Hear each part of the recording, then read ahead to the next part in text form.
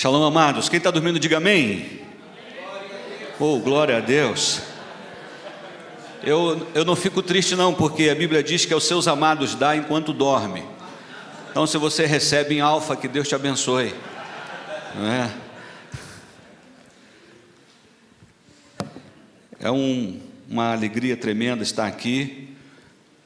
É um privilégio poder compartilhar essa palavra com vocês. Sinto-me imensamente honrado, então agradeço ao meu pai, a essa casa, esse ministério, e eu quero dizer para vocês que essa cobertura tem feito toda a diferença em minha vida. Eu estava compartilhando ontem com alguns discípulos lá do Marcão, e eu compartilhei, olha, depois que essa paternidade foi gerada, alguns pastores começaram a me procurar, como pai também, ou como mentores, e eles disseram, e interessante, está acontecendo isso lá com o nosso pastor também. Então a unção que você respeita, ou você honra, é a unção que você atrai. Eu quero convidar você a abrir a sua Bíblia lá no livro de Gênesis,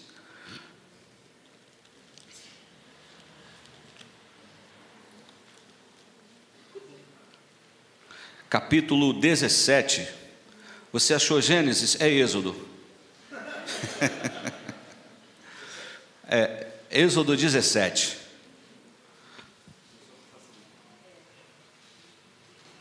A gente não erra, a gente testa o pessoal que está ouvindo. Aqui em Êxodo 17 há uma figura da igreja. E eu quero compartilhar algumas verdades com vocês dessas, na verdade, duas batalhas que ocorreram em Refidim. Diz assim a palavra do Eterno, Êxodo capítulo 17. Êxodo 17 diz assim: tendo partido toda a congregação dos filhos de Israel do deserto de Sim, fazendo suas paradas segundo o mandamento do Senhor, acamparam-se em Refidim. E não havia ali água para o povo beber. Contendeu, pois, o povo com Moisés e disse: dá-nos água para beber. Respondeu-lhes Moisés: por que contendeis comigo? Por que tentais ao Senhor? Tendo aí o povo sede de água, murmurou contra Moisés e disse: por que nos fizeste subir do Egito, para nos matardes de sede a nós, a nossos filhos e aos nossos rebanhos? Então clamou Moisés ao Senhor: que farei a este povo? Só lhe resta apedrejar-me. Vamos ficar até aqui por enquanto? Feche seus olhos mais uma vez, vamos agradecer o Eterno mais uma vez. Pai de amor, de graça, bondade, misericórdia, louvado, engrandecido seja o teu santo, tremendo, poderoso, incomparável, maravilhoso nome. Obrigado, Senhor, por esta manhã gostosa, pela liberdade, o privilégio de te louvar, te bendizer, te adorar, render graças a ti, rever amigos e irmãos. Obrigado pela tua palavra revelada a nós. Ó Deus, mais uma vez te peço, ministra aos nossos corações aquilo que o Senhor projetou para cada um de nós, como se apenas estivéssemos ouvindo diretamente de ti. Fala conosco, Pai. Nós oramos ao Senhor, agradecidos, no nome eterno, bendito, soberano e maravilhoso de Jesus. Amém, amém e amém. Irmãos, Moisés era um líder muito tremendo, muito maravilhoso e muito paciente. Esse povo era um povo altamente complicado, um povo muito murmurador. Na primeira prova que eles tiveram em Mara, caminharam 3 dias guiados pela nuvem, na cadência que o Senhor dava, na direção que o Senhor deu. Quando eles pararam em Mara e as águas eram amargas, águas que eles literalmente deveriam beber, eles recusaram aquela água, recusaram o tratamento de Deus. Pesquisadores descobriram que naquela água havia 2 substâncias, 2 minérios importantíssimos para o organismo humano, e um deles era o magnésio. Ou seja, Deus queria literalmente limpar o povo por dentro, limpar o organismo, para uma nova dieta que seria o maná. Mas em vez de aceitar o remédio amargo, eles pediram um paliativo: nós queremos uma água boa, uma água que não seja amarga. E ali diz o texto que eles foram reprovados. Esse povo então, mais uma vez, eles rumam em direção a Canaã e param agora em Refidim. Refidim, que entre outros significados é refrigério. Então a igreja está reunida ali no lugar de descanso, no lugar de refrigério, mas vem os desafios. E o primeiro desafio que Moisés encontra repetidamente é agora a falta de provisão, especialmente a falta d'água. Irmãos, eu quero compartilhar algo com vocês, porque nós líderes somos esta conexão que Deus vai colocar em uma geografia para trazer a provisão à existência. Amém ou não amém? Quando um líder chega em um local de miséria, a miséria tem que bater em retirada, porque literalmente há sobre a igreja uma unção de erradicação da miséria. A miséria, ela não é geográfica, ela não obedece a uma geografia, ela obedece a comandos espirituais. Deixa eu te dar um exemplo em relação à viúva de Sarepta. Havia uma seca generalizada. Ela tinha apenas uma porção de farinha, devia ser cearense, e uma porção de azeite, talvez português o azeite. E Deus deu uma palavra ao profeta dizendo: olha, vai a Sarepta, onde eu ordenei que uma viúva te alimente. Irmãos, a viúva não tinha nada, a não ser aquela pequena porção. Mas quando a palavra profética chegou, o profeta libera a palavra e ela age movida pela palavra.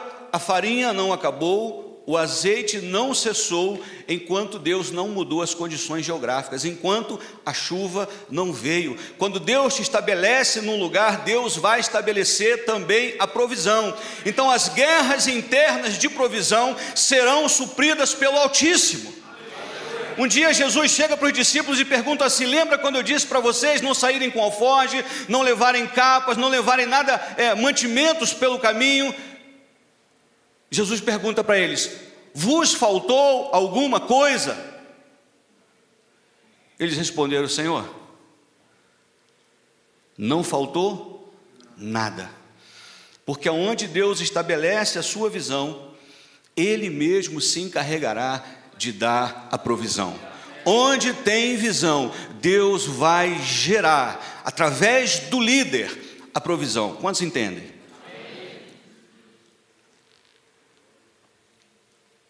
Os discípulos tiveram uma pesca extremamente frustrante. Eles não pegaram nada. Jesus aparece em cena, o líder. Jesus ministra aos ouvintes, entra no barco de Pedro e diz: vamos um pouco mais ao fundo, lança a rede. E Pedro diz: mas Senhor, a gente tentou pescar a noite toda, não pegamos nada, mas conforme, firmado, de acordo com a tua palavra, eu vou lançar a rede. E Pedro então lança a rede, ela veio, irmão, cheia de peixes, a ponto da rede estar estourando, arrebentando. Pergunto-vos, dizei-me, a rede mudou? O barco mudou? O mar, que é na verdade um grande lago, mudou? Os pescadores mudaram? O que mudou? A liderança. Quando Jesus assumiu o controle, Ele tinha a planta, o mapa, e trouxe à existência aquilo que eles precisavam. Você está entendendo? Você pode dar um glória a Deus e aplaudir ao Rei dos Reis, ao Senhor dos Senhores, ao único que é digno de toda honra, glória, louvor, adoração e soberania. Quando nós fazemos a travessia eu não consegui ainda me livrar do Egito. Todas as vezes que eu vou a Israel, eu vou pelo Egito. E quando nós passamos pelo Egito, a gente encontra muita miséria, a gente encontra sujeira, a gente encontra bagunça, a gente encontra uma série de coisas ruins, além das coisas boas que o Egito tem. Mas quando a gente passa a fronteira, irmãos, é muito nítido o céu do Egito com o céu de Israel. A mesma geografia, é na verdade uma continuidade. E você percebe logo que você entra em Eilat, um balneário lindo, lindo, lindo, lindo, próspero, com muitas tâmaras, com frutas, com uma diferença tremenda, mas se trata da mesma geografia. Mas por que há tanta diferença em uma mesma geografia? Por causa das almas que estão ali, por causa dos comandos que são dados ali. Quantos estão entendendo? Não importa onde você seja plantado, a provisão está lá. A miséria tem que bater em retirada. Como meu pai, eu não sou devoto, não concordo com a lixologia da prosperidade. Mas eu creio que aonde há visão, Deus manda a provisão. Então, você líder, não se desespere. Cola com o Senhor que a provisão virá. Não importa onde você esteja, a provisão está lá em Belfor Roxo. A provisão está em São Paulo. A provisão está em Brasília.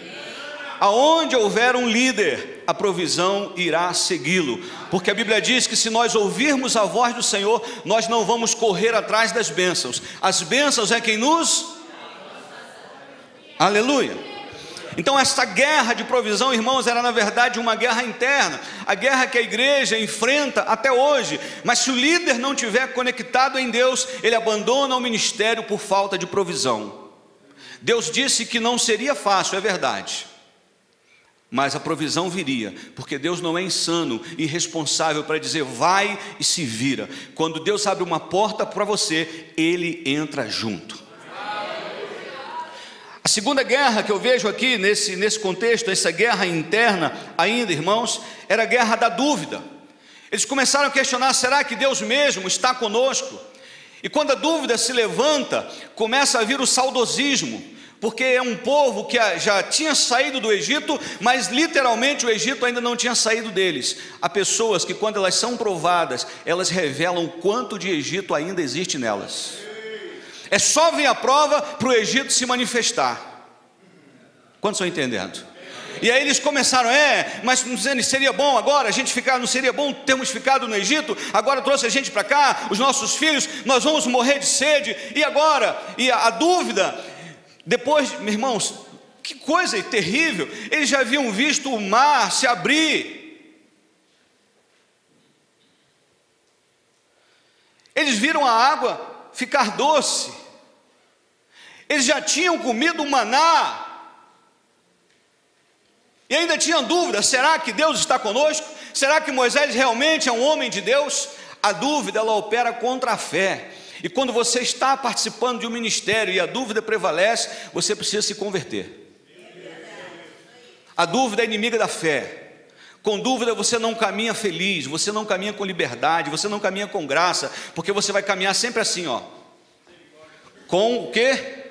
Um pé atrás. Eu vou, mas não sei, será que vai rolar? Não sei se vai. Será? É ou não é?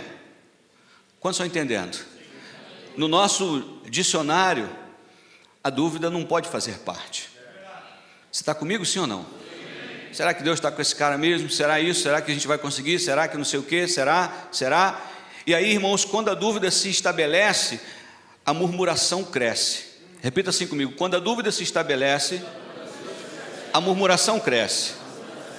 E quando os murmuradores falam mais alto, o sonho é adiado. Lá em Números 13 e comecinho de 14, Deus chama Moisés e diz para Moisés separar 12 chefes de tribo, 12 cabeças de tribo, 12 príncipes, para espiar a terra que Deus iria dar. E os 12 vão, entre os 12, aqueles dois famosos, Josué e Caleb. Ninguém lembra de um murmurador? Você sabe que lá tinha quem? Josué e Caleb, mas tinha mais 10. Quem sabe o nome de um dos 10? Quem lembra o nome? Ninguém lembra? Se você quer marcar a sua geração, não murmure, porque os murmuradores não serão lembrados.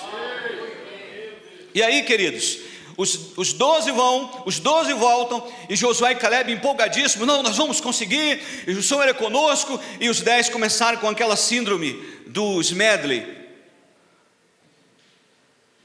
Em todos esses anos nessa indústria vital, essa é a terceira vez que isso me acontece. Ó vida, ó azar, eu não vou conseguir, não vai dar, eles são muito poderosos, nós somos como gafanhoto aos olhos deles, e eles são gigantes, e a terra é muito, olha, não vai dar, e Josué e Caleb desesperados, não gente, vai dar, o Senhor é conosco, mas os 10 murmuradores falaram mais alto, e Caleb e Josué tiveram que esperar mais 45 anos, para uma promessa que seria dada naquele tempo, mas a murmuração adiou a conquista, a murmuração adiou a promessa, porque a murmuração, irmãos, é altamente contagiante. A murmuração é algo do inferno. 71 verdades sobre murmuração, anota aí. A murmuração é o som da ingratidão.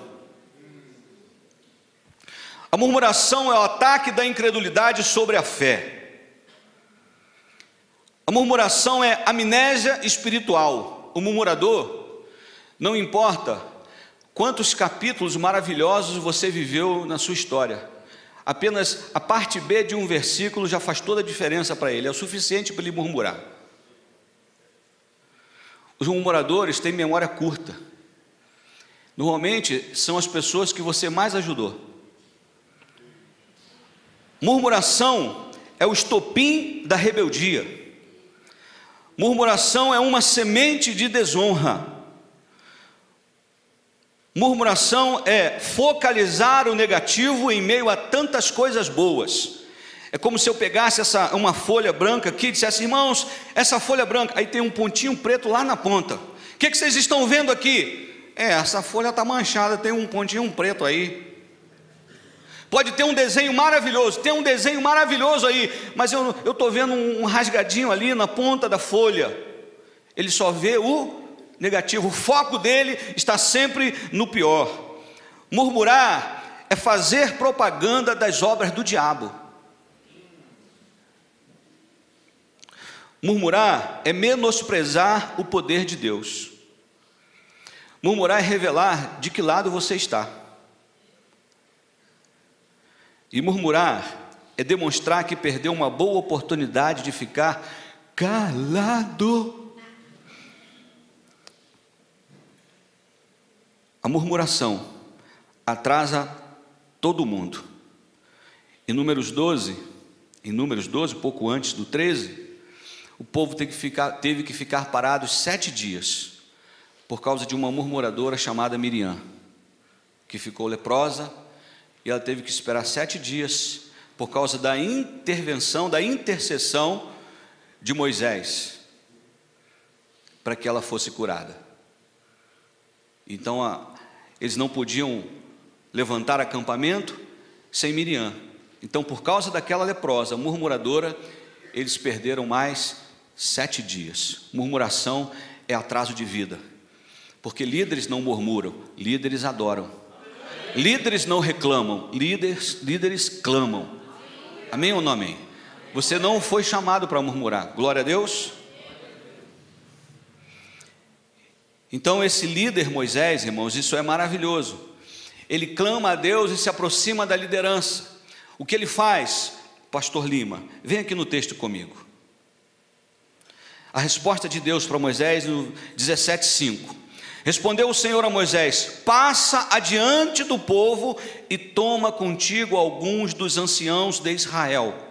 Leva contigo em mão o bordão com que feriste o rio e vai. Olha, toma alguns líderes, toma os anciãos e leva-os à frente.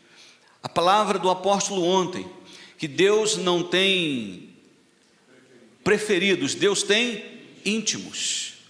É preciso discernir que todo líder, ele também precisa ter os seus íntimos.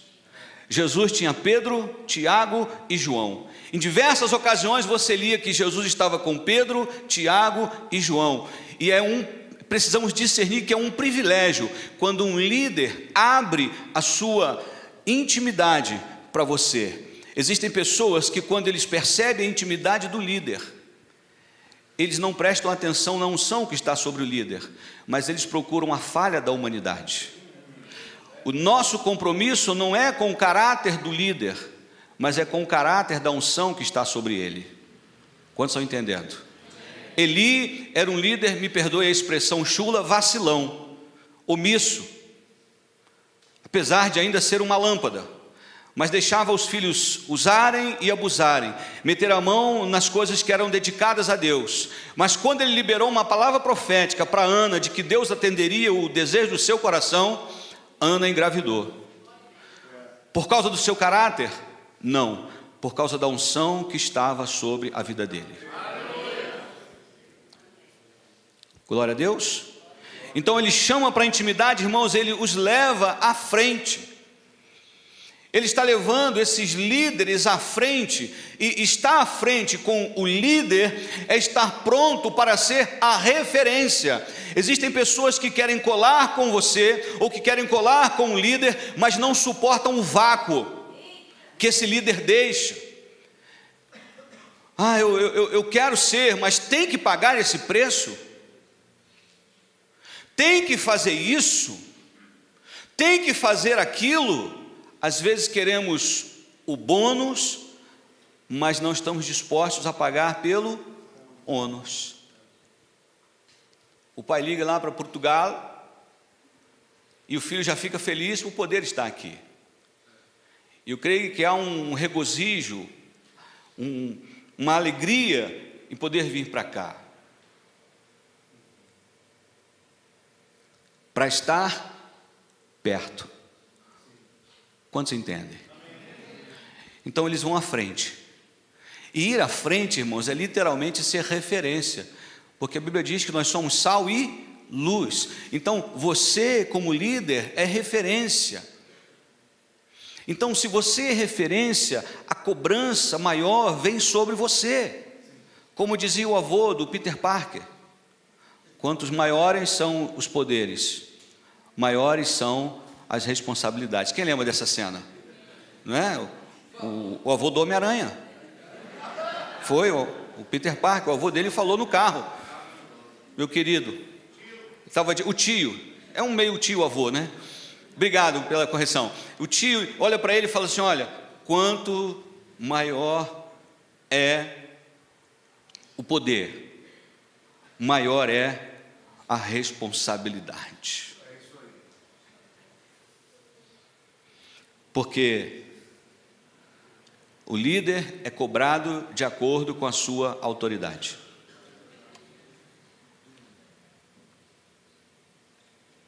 Mas todo mundo é igual. É verdade. Todo mundo é igual, mas a unção é diferente. E o que nos torna diferente no mundo espiritual é a unção que está sobre a nossa vida. Alô?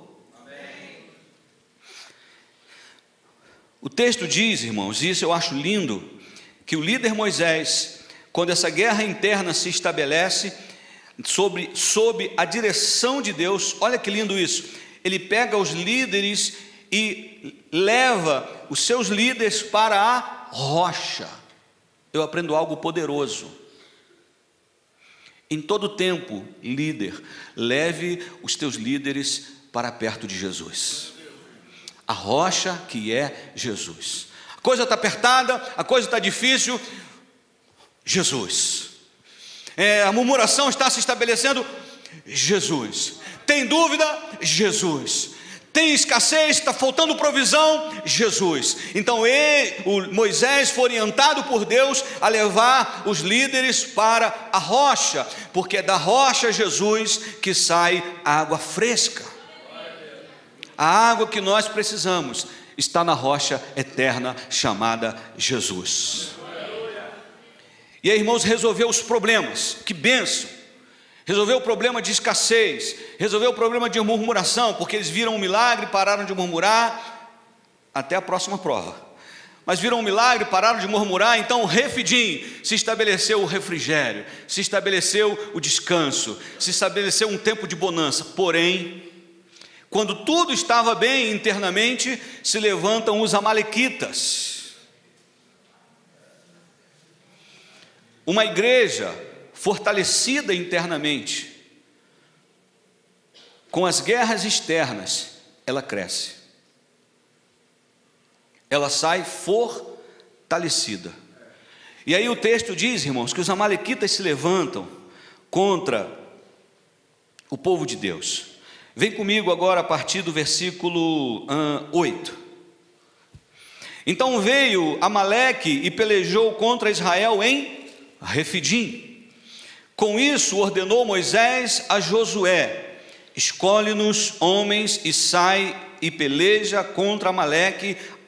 Amanhã estarei eu no cimo do outeiro e o bordão de Deus estará na minha mão. É preciso discernir que Moisés está delegando uma escolha importantíssima. Ele está dizendo: Josué, você vai escolher os homens que vão guerrear. Você vai escolher quem vai à frente, quem vai no meio, quem vai atrás, quem vai lutar de uma forma, quem vai lutar de outra. E detalhe, Josué, você vai à frente nessa batalha. Irmãos, é preciso aprender a delegar, porque há líderes que querem cruzar a bola, cabecear e ainda tentar agarrar. Há líderes que se orgulham de dizer: eu estou há 12 anos no ministério e não tirei férias ainda. Ele não tem paz em delegar. Então os líderes precisam ter os seus Josués da vida, pessoas que eles possam depositar confiança, pessoas que eles possam discernir que realmente esse Josué é capaz para essa função, Josué está habilitado para essa função. Josué é íntimo meu, Josué era íntimo de Moisés. Quando Moisés subiu o monte, o que ficava mais próximo era Josué. Quando Moisés estava lá na tenda da congregação, Josué ficava à porta. Josué era alguém que fazia questão de estar perto de Moisés. Então Moisés percebeu: esse é íntimo meu, então meu íntimo, você vai escolher os valentes que vão guerrear. Mas eu aprendo uma outra verdade: o coração de Josué era um coração submisso.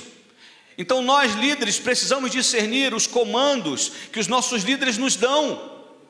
Não, Moisés, peraí, Moisés, tem algo errado. Eu estou sempre contigo e a boca podre vai ficar comigo. Quem já viu o quartel? No quartel usa a expressão boca podre. Quem já viu essa expressão? Não é? A boca podre vai ficar comigo. Agora na hora da batalha eu vou ficar de cara para o inimigo e Arão e Ur vão subir contigo. Não, eu quero ir contigo. Não, mas eu vou ficar colado contigo. Sabe, irmãos, a verdadeira honra, ela é revelada na ausência. Porque existem líderes que elogiam você de público, mas nos bastidores eles te esfaqueiam. Então Moisés sabia quem era Josué. Era como se, vamos colocar numa linguagem aqui, como se ele estivesse dizendo: Josué, você é o cara mais habilidoso, você é que tem o meu coração, você é um guerreiro, você, Josué, você é fiel, você é honesto. Então eu estou confiando uma função importante a você, porque eu sei que na minha ausência você não vai dar outro comando além daqueles que eu estou dando. Porque tem líder que quando o líder sai, ele dá comando diferente. Irmãos, agora olha só, o pastor não gosta desse corinho não, mas nós vamos cantar porque ele não está aqui, né? Ele já é velho e a gente sabe.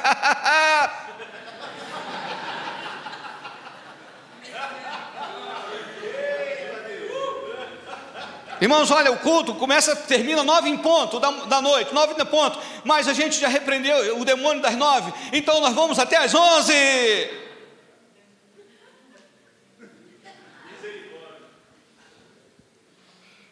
Aí quem tem o coração do líder pensa assim: poxa vida, se o pastor fulano, o pastor Moisés estivesse aqui, ia terminar pertinho das 9.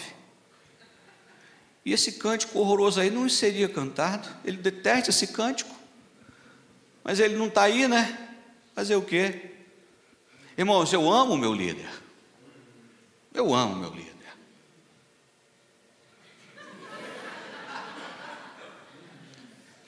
Então repita assim comigo: a verdadeira honra se revela no secreto.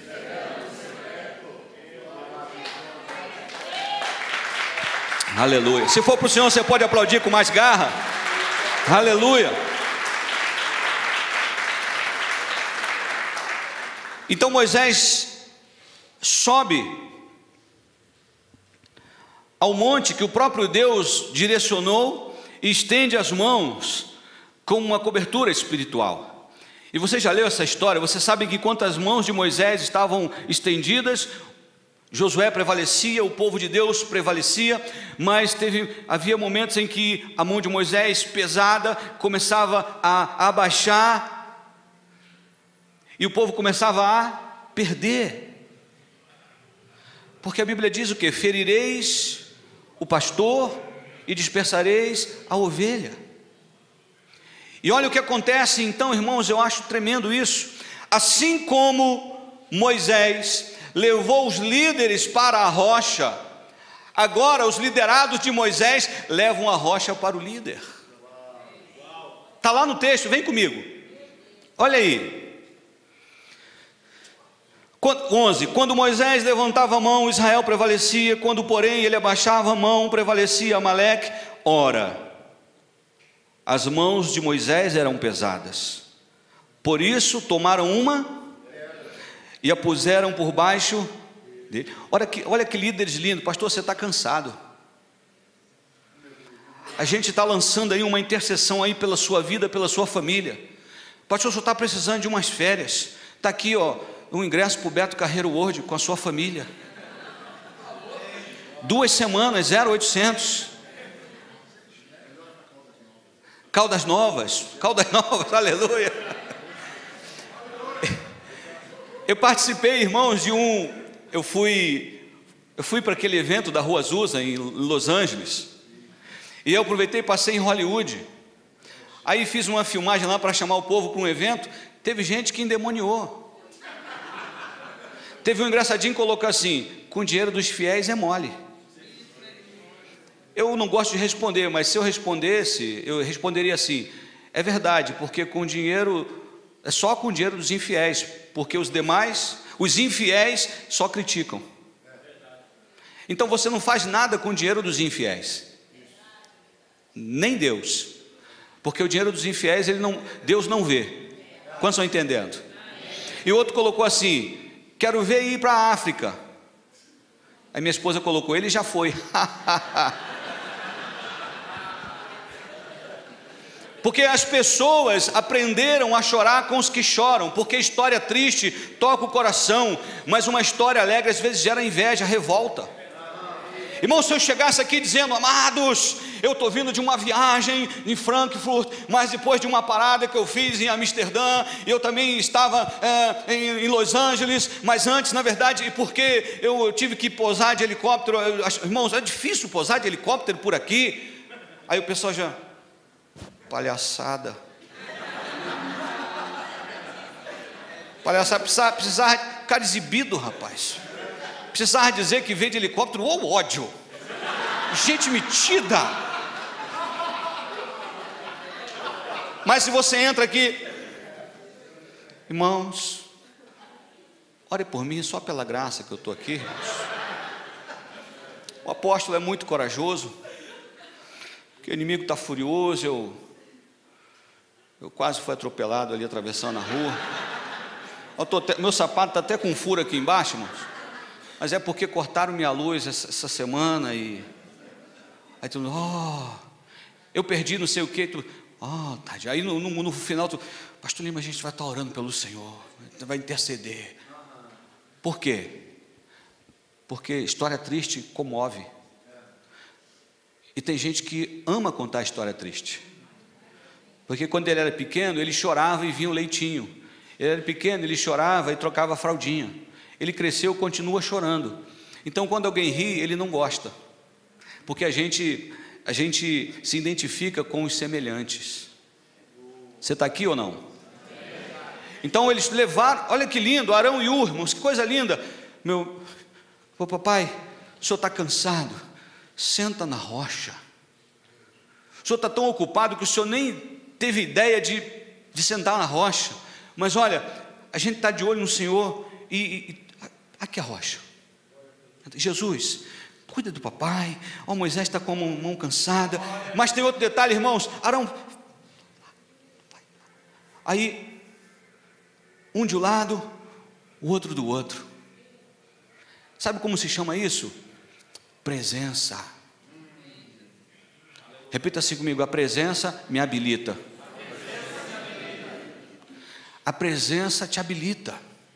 Agora você imagina Arão e Hur olhando para Moisés, a mão baixando, aí eles lá, eles assim: vai Moisés, tamo, TMJ, hashtag TMJ, tamo junto Moisés, tamo junto, ó, conta comigo Moisés, levanta, vai Moisés, e Moisés, vai Moisés, estamos contigo papai, levanta a mão papai, Jesus é contigo aí Moisés. Mas o que eles fizeram, irmãos? Eles chegaram junto, porque a presença não pode ser substituída por boas intenções. Nenhuma boa intenção é mais poderosa que a presença. Às vezes você vai em um funeral, que já for em funeral, você sabe como é que é. Você não precisa falar nada, mas só encostou ali ao lado da família enlutada, você está ali, ó. Você não fez nada. Eles olham para você: muito obrigado. Você não pagou a despesa do funeral. Você não fez nada assim por eles. Você apenas estava presente. Quando Elias entendeu isso, irmãos, olha que lindo. Eliseu entendeu isso. Elias: olha, eu vou ali para Gilgal, estou contigo. Vou atravessar o Jordão, estou contigo. Estou contigo. Sabe qual foi a única exigência para Elias receber a unção de Eliseu, ou Eliseu receber a unção de Elias? Presença. Porque não tinha internet. Se você vê, quando eu subir, você pediu dura coisa, mas se você vê. E aí quando Elias sobe: meu pai, carro de Israel, os seus cavaleiros, o manto, com igual pipa voada, você está sozinho, você olha para um lado e para o outro. Eu lembro, irmão, quando a gente passava as necessidades lá em casa, não tinha dinheiro para comprar uma pipa, mas quando você estava na rua, viu uma pipa voada assim, ó, sozinha você, e às vezes mesmo sem ninguém, você corria para, tá na mão, é por aí, aleluia.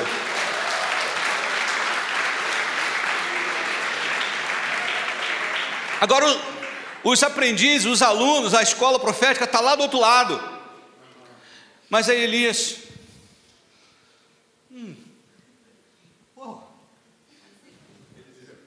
Eliseu, obrigado, é só para testar vocês estão aqui, amém. Qual o nome do personagem? Então Eliseu,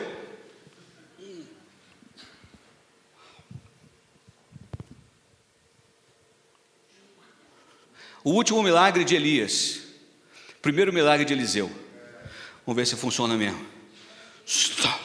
Nos lavou. Eu não sei se era essa palavra.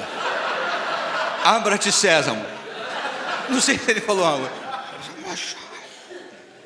E aí o Jordão parou. Eliseu, que cena linda, por causa da presença. Você sabe por que a rainha Vasti perdeu o seu trono? Porque recusou dar a sua.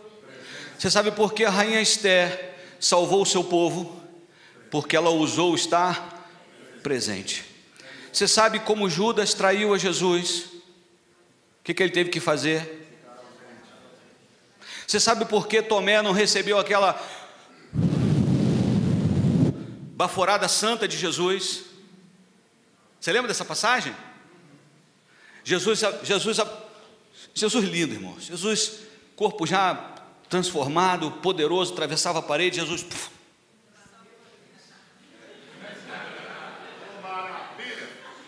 é isso aí. Você não entendeu? Jesus, faz de conta que você não viu ainda. Eu vou fazer agora, você aleluia. Aí tu dá uma ênfase legal. Aí, parede aqui, Jesus. Aí Jesus, os discípulos tudo com medo, e Jesus, a paz seja convosco. Depois Jesus vai, recebei o meu Espírito. Aí, um tempão depois, quem é? Tomé.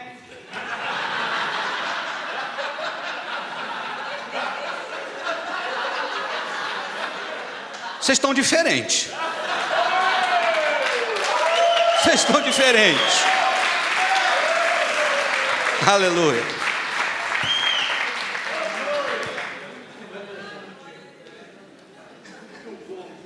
Tomé, você não sabe, ele teve aqui, ele quem? O mestre. Ele era carioca, é ruim. Não acredito mesmo, culpado. É ruim de eu acreditar. Aí Jesus de novo.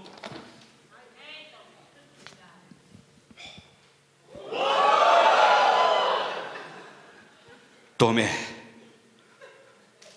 aqui minhas mãos, pode tocar.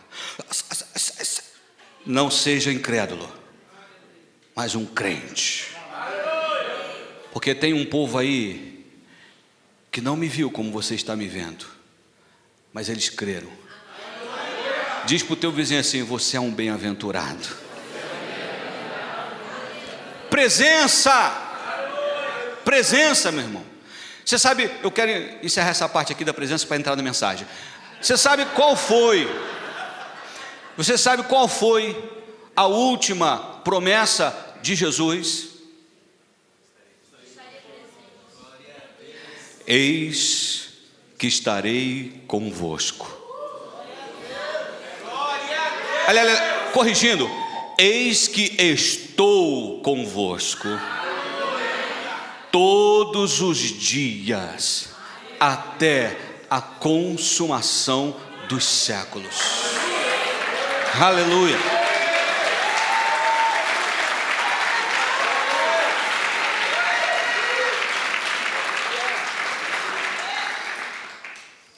Nenhuma boa intenção substitui a presença. Eu estava indo no aniversário com a minha filha. Imagina, as ovelhas, cada um você dá um presente, você está perdido. Aí minha esposa, amor, a gente está indo sem presente. Eu falei, amor, a gente está indo sem presença, mas a gente está levando a presença. O que você prefere? Que a pessoa mande um presente ou que ela esteja presente? O que vai marcar? Quantos estão entendendo? Então, eles discerniram isso, eles estavam presentes, eles estavam juntos com Moisés. Irmão, você não tem noção de quantas pessoas batem no meu ombro e dizem assim: pastor, estamos juntos e misturados. Aí eu não faço essa cara, mas a vontade de fazer.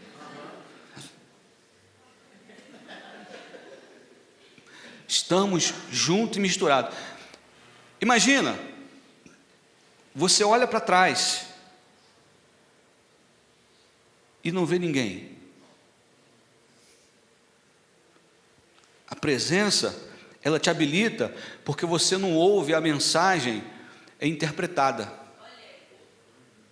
Você é quem interpreta a mensagem. Ah, a mensagem que o pastor Lima ministrou, ele quis dizer isso. Não, eu não quis dizer nada disso, não. Porque você está ouvindo a mensagem de segunda mão.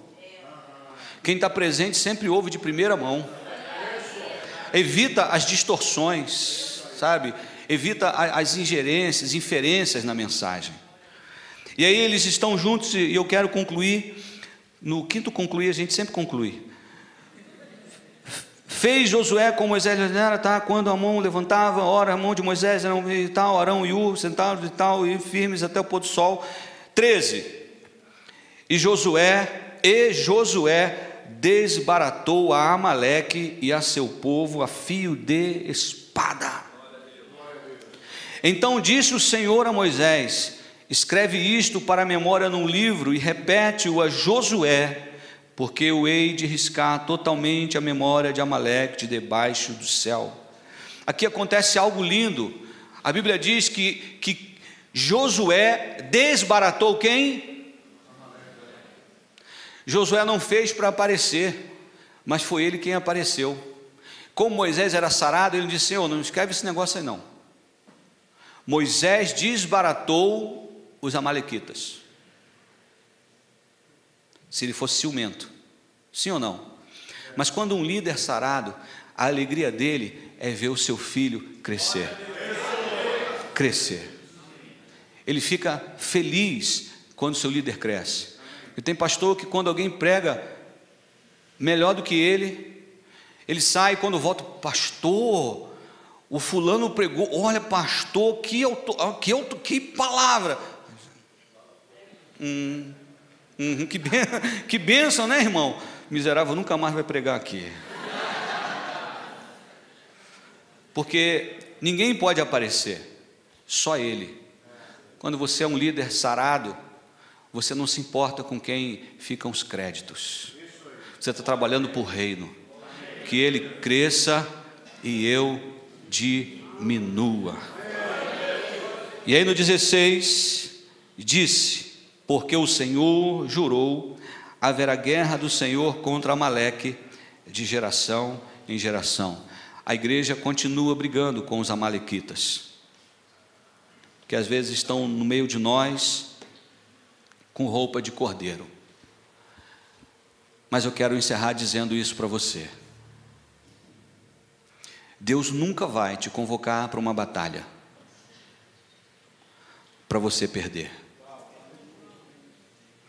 Pastor, mas Josué perdeu aquela batalha em Ai. Sim, Josué perdeu porque havia legalidade. E Deus queria dar uma vitória ainda maior. Deus queria trazer uma lição poderosa ali. Amados, estamos falando para líderes. A liderança de Refidim é para mudar a sua geografia. Então não reclame: esse povo, os recursos, não sei o quê. É a liderança. Deus não vai fazer nada nessa nação sem os líderes. Sempre que uma crise se estabelece, Deus levanta libertadores. E quando eu olho para esse lugar, eu posso ver libertadores. E o libertador Moisés foi quem Deus escolheu, apesar de todas as suas idiosincrasias. Deus escolheu Moisés, Ele quis Moisés. E sabe por que você está aqui? Porque Deus escolheu você. Se Deus te escolheu, Ele não te desampara. Amém? Eu quero convidar você a fechar os seus olhos em nome de Jesus.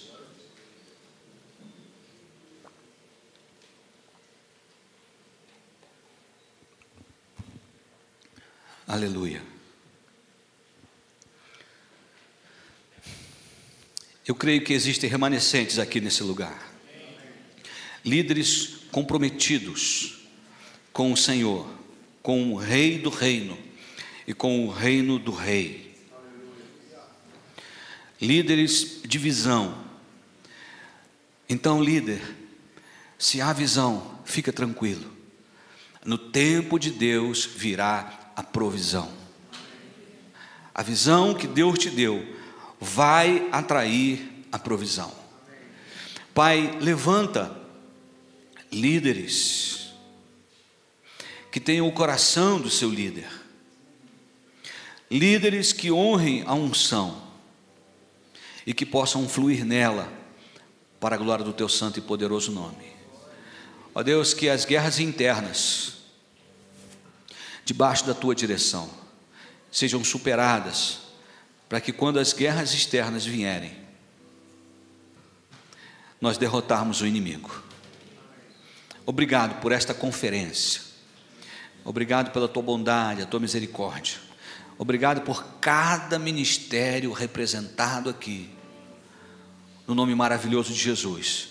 Obrigado porque não há igrejas aqui, há apenas uma igreja aqui. Obrigado porque não há reinos aqui, há apenas um reino. Obrigado porque não há reis, mas um Rei dos reis e Senhor dos senhores. Obrigado, Senhor, por essa gente maravilhosa que está aqui. Deus, eu quero te pedir, visita cada coração, ministra sobre os teus filhos, de forma tremenda, poderosa, maravilhosa. Nós oramos a Ti, agradecidos, no nome que é sobre todo nome, em o nome de Jesus. Amém e amém.